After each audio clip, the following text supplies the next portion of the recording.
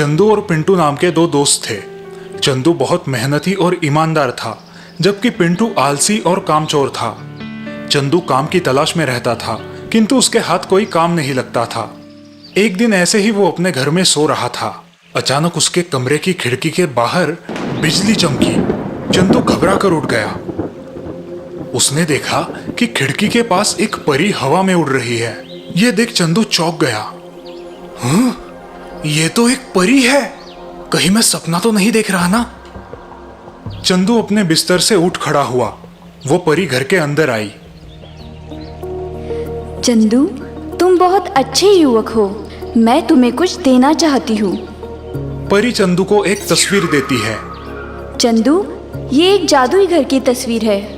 इस घर में बहुत सारे हीरे जवाहरात छुपे हैं जो तुम्हें मिल जाएंगे, लेकिन घने जंगल में छुपे इस घर को तुम्हें खुद ही ढूंढना होगा। और याद रहे, अगर तुमने लालच करके कुछ मांगा तो तुम हमेशा के लिए इस घर में कैद हो जाओगे। दूसरे दिन चंदू ने अपने दोस्त पिंटू को ये सारी कहानी बताई और उस तस्वीर को अपने साथ लेकर वे दोनों उस जादुई घर की तलाश में निकल पड़े। जंगल में उस जादुई घर को ढूंढते ढूंढते वो काफी दूर तक आ पहुंचे और आखिर में उन दोनों को वो जादुई घर मिल ही गया। तुम यही रुको, मैं अंदर जाकर देखता हूँ कि अंदर क्या है। चंदू अकेले ही सब धन लेना चाहता है, लेकिन मैं ऐसा नहीं होने दूंगा। रुक जाओ चंदू, मैं भी तुम्हारे साथ आता हूँ। ठीक है, चलो, लेकिन याद है ना परी ने क्या कहा था? अगर लालच में आकर अपना हिस्सा लोगे तो हमेशा के लिए उस घर में कैद हो जाओगे, इसलिए जरा सोच संभल कर बर्ताव करना। वो दोनों उस जादुई घर के अंदर जाते हैं। जैसे ही वो घर के अंदर जाते हैं, घर का दरवाजा अंदर से अपने आप बंद हो जाता है। वो देखते हैं कि उस घर में बहुत सारा सोना, हीरे और जवाहरात रखे हुए हैं। परी के कहे अनुसार चंदू अपनी जरूरत के हिसाब से धन ले लेता है। वो पिंटू को भी अपना हिस्सा लेने की गुजारिश करता है, लेकिन इतने सारे हीरे जवाहरात देखकर पिंटू अपना लालच रोक नहीं पाता। चंदू, तुम एक काम करो, तुम अपना हिस्सा लेके बाहर जाओ, मैं बस तुम्हारे पीछे ही आता हूँ। देखो पिंटू, मैं तुम्हें फिर एक बार कहता हूँ, जितना जरूरी है बस उतना ही धन लेना, लालच की तो पछताओगे। अरे हाँ हाँ, तुम फिक्र मत करो, मैं सब देख लूंगा। अब जाओ, बाहर जाकर मेरा इंतजार करो, मैं अभी आया। जैसे ही चंदू बाहर आया, पिंटू पर उसका लालच हावी हो गया। वो उस घर में पड़ा सारा सोना, हीरे जवाहरात एक साथ इकट्ठे करने लगा। तभी अचानक उस घर में एक तेज रोशनी चमकी। उस घर का दरवाजा अंदर से बंद हो गया। वो सारा सोना, हीरे और जवाहरात एकदम से गायब हो गए और उन्हीं के साथ वो घर भी। चंदू बाहर खड़ा ये सब नजारा देख रहा था और उस घर के साथ साथ अपने दोस्त को भी गायब हुआ देख वो बड़ा ही निराश हो गया। वो जादुई घर और पिंटू दोनों कभी उस जगह वापस नहीं आए।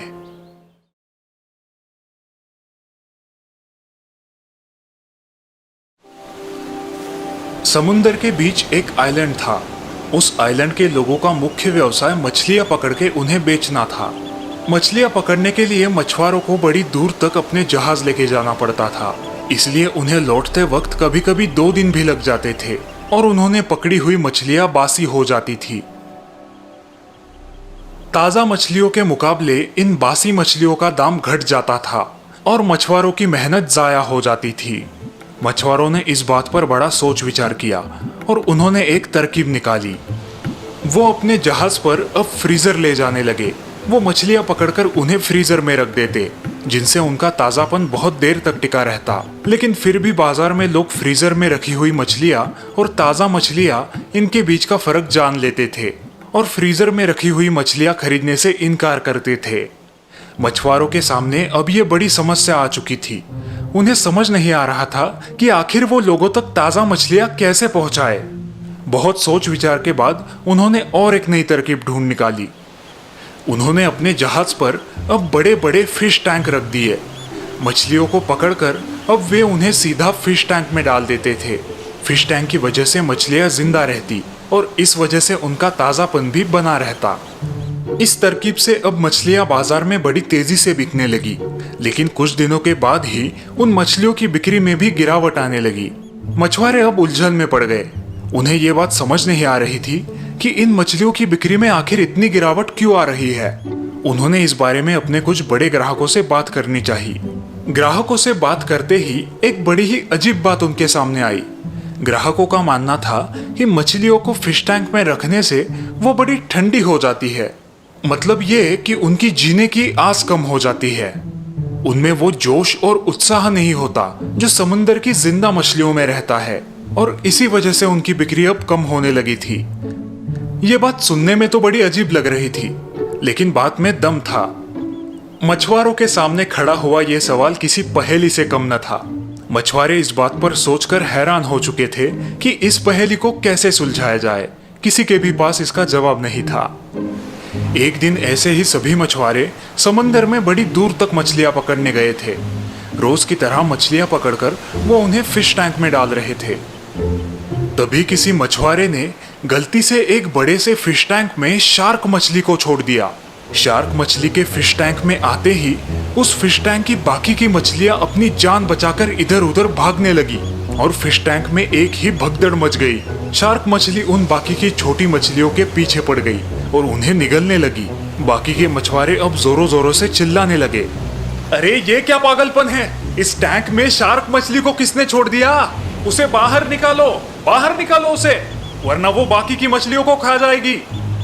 अब सभी मछुआरे उस शार्क मछली को बाहर निकालने की कोशिश करने लगे, लेकिन तभी एक बुजुर्ग मछुआरे ने उन्हें ऐसा करने से रोका। रुको, जरा रुको, मेरी बात सुनो।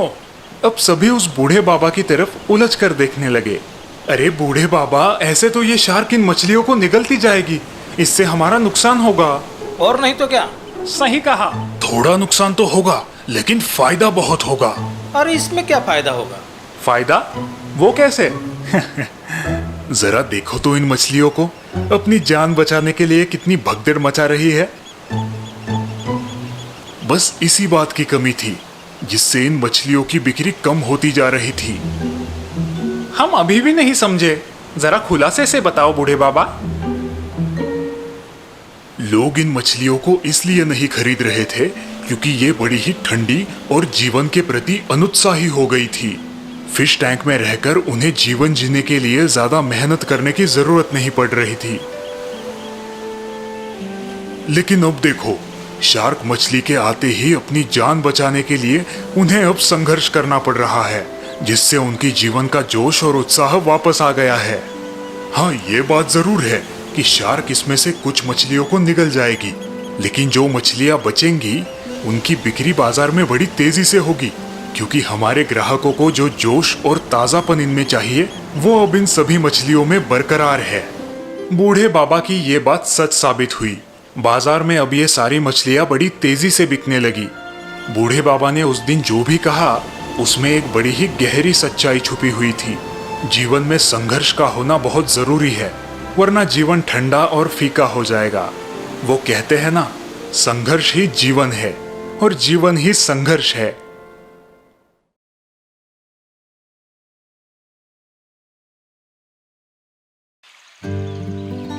बंदरबाड़ी नाम का एक छोटा सा गांव था। गांव में ज्यादातर लोग किसान ही थे जो खेतीबाड़ी करके अपना गुजारा किया करते थे। गांव वैसे तो बड़ा ही शांत और सुंदर था और गांव के लोग भी अपना काम पूरी ईमानदारी के साथ किया करते थे। उस गांव में सिर्फ एक ही समस्या थी। गांव में बंदरों की टोलियां बहुत ही ज्यादा उद्यम मचाया करती थी। गांव वाले इन बंदरों से बड़े परेशान हो गए थे। वो दिन भर गांव में यहाँ वहां उछलते कूदते रहते, कभी किसी के घरों में घुस जाते और वहां की चीजें उलट पुलट कर रख देते। दिन भर गांव में इन बंदरों की टोलियां घूमती रहती। इतना ही नहीं, रात को भी ये बंदर चीखते चिल्लाते और घरों की छतों पर लंबी लंबी छलांगे लगाया करते। गांव वालों की तो नींद ही हराम हो गई थी। एक दिन उस गांव में एक सौदागर आया। यह सौदागर खुद को बंदरों का सौदागर कहा करता था। आते ही उसने गांव में एक ऐलान कर दिया, सुनिए गांव वालों, मैं एक सौदागर हूँ, बंदरों का सौदागर। मैं आप लोगों से एक सौदा करना चाहता हूँ। मुझे यकीन है कि यह सौदा आप सबके लिए फायदेमंद साबित होगा। कैसा सौदा भाई, जरा खुल के बताओ। हाँ, बताता हूँ जी। मैंने देखा है कि इस गांव में बंदरों ने बड़ा उद्यम मचाया है। इस बारे में मैं आपकी मदद कर सकता हूँ। नेकी और पूछ पूछ, हमें सौदा मंजूर है। अरे भाई, पहले उसकी पूरी बात तो सुन लो। बिल्कुल ठीक कहा आपने। तो सौदा ये होगा कि आप लोग बंदरों को पकड़ के मुझे लाके दोगे और मैं हर एक बंदर के पीछे आपको 10 रुपए दे दिया करूंगा। बंदरों को पकड़ने के 10 रुपए? अरे वाह, ये तो बड़ी अच्छी बात है। कहा था ना मैंने कि यह सौदा आपके लिए फायदेमंद साबित होगा। आपको पैसे भी मिलेंगे और इस गांव में बंदरों ने जो उद्यम मचाया है वो भी कम हो जाएगा। और फिर क्या, दूसरे ही दिन से सारे गांव वाले हाथ धो के बंदरों के पीछे पड़ गए। अपना काम धाम छोड़ के वे सब अब बंदरों को पकड़ने का काम करने लगे। सबको 10 रुपए जो कमाने थे। धीरे धीरे गांव में बंदरों की संख्या कम होने लगी और गांव वालों को बंदरों को पकड़ना मुश्किल होने लगा। बंदरों की संख्या घटते ही गांव वालों का उत्साह भी कम होने लगा। लेकिन सौदागर ने अब फिर एक नया ऐलान किया। वो हर एक बंदर के पीछे गांव वालों को 20 रुपए देने के लिए तैयार था। फिर क्या, गांव वालों का उत्साह फिर से बढ़ गया। वो बंदरों को चुन चुन के पकड़ने लगे। उन्हें 20 रुपए जो मिल रहे थे। लेकिन आखिरकार गांव के सारे बंदर अब पकड़े जा चुके थे। गांव में एक भी बंदर अब ढूंढने से भी ना मिलता था। तभी सौदागर ने फिर से एक नया ऐलान किया। वो अब गांव वालों को हर एक बंदर के पीछे 30 रुपए देने के लिए तैयार था। अब गांव वाले 30 रुपए की लालच में आकर जंगल में जाकर बंदरों को पकड़ने लगे। लेकिन थोड़े ही दिनों में जंगल के बंदर भी साफ हो गए। सौदागर ने अपना दाम फिर से बढ़ाया। वो अब हर एक बंदर के पीछे 50 रुपए देने के लिए तैयार था। सौदागर ने अपना कारोबार अपने एक दोस्त के हाथों में सौंपा और वो खुद कुछ दिनों के लिए दूसरे गांव व्यापार के लिए चला गया। यहाँ पर गांव वाले बड़े परेशान हो गए थे कि आखिर वो बंदर पकड़ के लाए तो लाए कहां से। हर एक बंदर के पीछे 50 रुपए, ये एक भारी कीमत थी। वे सब इस बात पर सोच ही रहे थे कि उस सौदागर के दोस्त ने गांव वालों के सामने एक बड़ा ही अजीब प्रस्ताव रखा। सुनिए गांव वालों, आप सभी मुझसे 40 रुपए में बंदर खरीद लीजिए और सौदागर के लौटते ही उसे वही बंदर 50 रुपए में बेच दीजिए। इससे आपका फायदा भी होगा और आपको बंदरों को पकड़ने की झिक-झिक भी नहीं करनी पड़ेगी। क्यों, ठीक कह रहा हूं ना? यह सौदा अजीब तो था लेकिन फायदेमंद था। सभी गांव वाले अब बंदरों को खरीदने के लिए दौड़ पड़े। सभी लोग ज्यादा से ज्यादा बंदर खरीदना चाहते थे ताकि आगे जाके उन्हें ज्यादा मुनाफा मिले। बंदरों के खरीदने की बोली पर अब गांव में झगड़े भी होने लगे। बंदरबाड़ी का वातावरण अब ईर्ष्या और झगड़े से प्रदूषित हो गया था। जल्द ही वो सारे बंदर लोगों ने खरीद लिए और वे सौदागर के लौटने का इंतजार करने लगे। उसी रात सौदागर के दोस्त ने अपना सारा सामान समेट लिया और वो उस गांव को छोड़ के चला गया। उस दिन के बाद ना ही वो सौदागर उस गांव में लौट के आया और ना ही उसका वो दोस्त। गांव वालों को अपनी गलती का एहसास बड़ी देरी से हुआ। सौदागर और उसके दोस्त ने मिलके बंदरबाड़ी के गांव वालों को चूना लगाया था। उन दोनों ने बड़ी चालाकी से वही बंदर गांव वालों को बेच दिए थे जिनसे वे छुटकारा पाना चाहते थे। बंदरबाड़ी में अब लोग कम और बंदर ज्यादा दिखाई देते थे। आखिर यूं ही उस गांव का नाम बंदरबाड़ी थोड़ी ही ना पड़ा है। पता नहीं वो सौदागर और उसका दोस्त अब कहां पर है। बंदरबाड़ी के लोग उन्हें आज भी ढूंढ रहे हैं। कहीं आपको नजर आए तो बताइएगा जरूर।